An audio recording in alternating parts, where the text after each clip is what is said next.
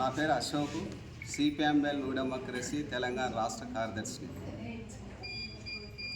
ఈరోజు communist party 100 సంవత్సరాలు ఏర్పడినటువంటి సందర్భంగా సిపిఎంఎల్ న్యూ డెమోక్రసీ ఆధ్వర్యంలో భద్రాద్రి కొత్తగూడెం జిల్లా ఎస్ఆర్ గార్డెన్లో రాష్ట్ర స్థాయి సదస్సు ఈరోజు నిర్వహిస్తుంది. ఈ సదస్సు సందర్భంగా భారతదేశంలో ప్రపంచంలో కమ్యూనిస్టు పార్టీ ఏర్పడి 100 సంవత్సరాలు పూర్తవుతున్నటువంటి సందర్భంలో ఈ కమ్యూనిస్టు పార్టీ పేదల గుండెల్లో స్థాయిగా నిలబడినటువంటి కమ్యూనిస్టు పార్టీ. ఈ పార్టీ ప్రపంచంలో దేశంలో పేదలు పీడిత ప్రజలు పక్షాన నిలబడి పోరాడేటటువంటి పార్టీ. ఈ పార్టీ నాయకత్వంలో లక్షల ఎకరాల భూములు సాధించిన చరిత్ర ఈ విప్లవకారులకు కమ్యూనిస్టులకు ఉంది. భారతదేశం ప్రపంచం అంతా కూడా చూస్తే ఆకలి, నిరుద్యోగం, నిరక్షరాస్యత వాళ్ళ తాండవిస్తున్నటువంటి పరిస్థితి ఉంది. ఈరోజు నేపాల్ కావచ్చు, శ్రీలంక కావచ్చు, బంగ్లాదేశ్ కావచ్చు, నిరుద్యోగ సమస్య పరిష్కారం కాక, పేదరికం పరిష్కారం కాక, ఆకలి సావులు పరిష్కారం కాక రోడ్లెక్కుతున్నటువంటి పరిస్థితి ఉంది. రాబోయే కాలం అంతా కూడా పోరాటాల కాలమే. రాబోయే కాలం అంతా ఇవాళ సామ్రాజ్యవాదానికి వ్యతిరేకంగా ఈరోజు ఉన్నటువంటి పాలక వర్గాలకు వ్యతిరేకంగా తిరుగుబాటు చేసేటటువంటి పరిస్థితులు నేడున్నాయి.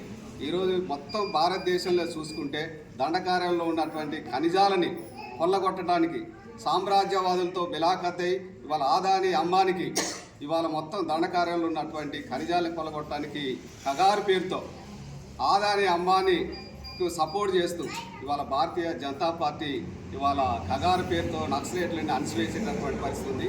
నక్సలిజం అనేటువంటి అంతం కాదు. పేదలు ఉన్నంతకాలం, ఆకలి సావులు ఉన్నంతకాలం, ఇవాళ అసమానతలు ఉన్నంతకాలం ఈ దేశంలో ప్రపంచంలో కమ్యూనిజానికి సావు లేదు. కమ్యూనిజం అనేటువంటిది పేదల గుండెల్లో స్థిరస్థాయిగా నిలబడేటటువంటి కమ్యూనిస్టు పార్టీ. రాబోయే కాలం అంతా కూడా పోరాటాల కాలమే. ఈరోజు సిపిఎంఎల్ డెమోక్రసీ రాష్ట్ర కమిటీ నాయకత్వాన ఇక్కడ రాష్ట్ర సదస్సు జరిగింది. 100 సంవత్సరాల కమ్యూనిస్టు ఉద్యమ చరిత్ర గురించి ఈ సదస్సులో వివరణ ఇవ్వడం జరిగింది. ప్రపంచంలో మొట్టమొదట రష్యాలో అక్టోబర్ విప్లవం జరిగిన తర్వాత ఆ విప్లవ ప్రభావం ప్రపంచవ్యాప్తంగా అన్ని దేశాల్లో పడింది. అందులో భాగంగా భారతదేశంలో కూడా ఆ ప్రభావ ఫలితంగా భారతదేశంలో కమ్యూనిస్టు పార్టీ ఏర్పాటైంది. భారతదేశంలో కమ్యూనిస్టు పార్టీ భారతీయ వలసవాదులు దేశాల్లో ఉన్నారో వాళ్ళు రష్యాలో ఉన్నటువంటి తాస్కోతేనే ఈ భారత కమ్యూనిస్టు పార్టీ 1920లో నిర్మాణం చేసుకొని ఇండియాకు బయలుదేరింది. వస్తున్న సందర్భంగా పేషావారు కుట్ర కేసు బనాయించబడి బ్రిటిష్ సామ్రాజ్యవాదులు ఆ రోజు కమ్యూనిస్ట్ పార్టీ నాయకత్వాన్ని అరెస్ట్ చేయబడింది. ఆ తర్వాత ఆ నిర్మాణాన్ని కంప్లీట్ చేయడానికి ఎన్నో త్యాగాలు చేశారు.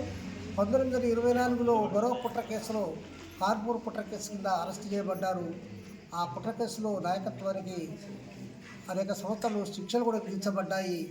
కాన్పూర్ కేసు నుంచి జైలు నుంచి బయటకు వచ్చిన తర్వాత కూడా 1925 డిసెంబర్ 25వ తారీఖు నాడు భారతదేశంలో కొద్దిమంది కమ్యూనిస్టు నాయకులు సమావేశమయ్యి ఒక కార్యక్రమాన్ని తీర్మాన రూపాయన ప్రవేశపెట్టి భారతదేశంలో కమ్యూనిస్ట్ పార్టీ ఏర్పడిందని చెప్పి ప్రకటించుకున్నారు. ఆ రోజు నుండి నేటి వరకు భారతదేశ కమ్యూనిస్ట్ పార్టీ 1925 నాటికి 100 సంవత్సరాలు రాబోతాము. ఈ 100 సంవత్సరాలు కమ్యూనిస్టు పార్టీ ఏర్పడిన సందర్భంగా ఈరోజు మేము కమ్యూనిస్ట్ పార్టీ యొక్క 100 సంవత్సరాల కమ్యూనిస్ట్ పార్టీ ఉద్యమానికి మా విప్లవ జేజాల పేరుతోటి ఈరోజు కొత్తగూడెం భద్రాద్రి కొత్తగూడెం టౌన్లో ఎస్ఆర్ గార్డెన్లో ఈ సదస్సు నిర్వహించడం జరుగుతుంది. 100 సంవత్సరాల కమ్యూనిస్టు పార్టీ అనేక అనన్య త్యాగాలు చేసింది ఈ భారతదేశంలో పేద ప్రజానికానికి. ఆనాడు బ్రిటిష్ సామ్రాజ్యవాదానికి వ్యతిరేకంగా కమ్యూనిస్టు పార్టీ రవేణి త్యాగాలు చేసింది. జాతీయ ఉద్యమంలో కీలకమైన పాత్ర నిర్వహించింది. భారతదేశంలో నిజాం సంస్థానాలలో రాచరిక వ్యవస్థకు వ్యతిరేకంగా, భూస్వాములకు వ్యతిరేకంగా కమ్యూనిస్ట్ పార్టీ పోరాటాలు నిర్వహించింది. అందులో ప్రముఖమైన పోరాటము తెలంగాణ సాయుధ రైతాంగ పోరాటం. తెలంగాణ రైతాంగ సాయుధ పోరాటం ప్రపంచంలోకెల్లా ఉన్నదిచ్చినటువంటిది. అది ఈరోజు పేద ప్రజలకు ఏ నోట చూసినా ఆ కమ్యూనిస్ట్ పార్టీ పేరు నిలబడతా ఉంది. భారతదేశంలో జరిగినటువంటి ఆ వీర తెలంగాణ సాయుధ రైతాంగ పోరాటం భారత విప్లవానికి ఒక రూపం ఇచ్చింది. ఆ తర్వాత దాని వారసత్వంగానే భారతదేశంలో పశ్చిమ బెంగాల్ రాష్ట్రంలో నర్సంలో డార్జిలింగ్ జిల్లాల నర్సంవతి ప్రాంతంలో నర్సంవతి మేఘగర్జన మొదలుపెట్టింది.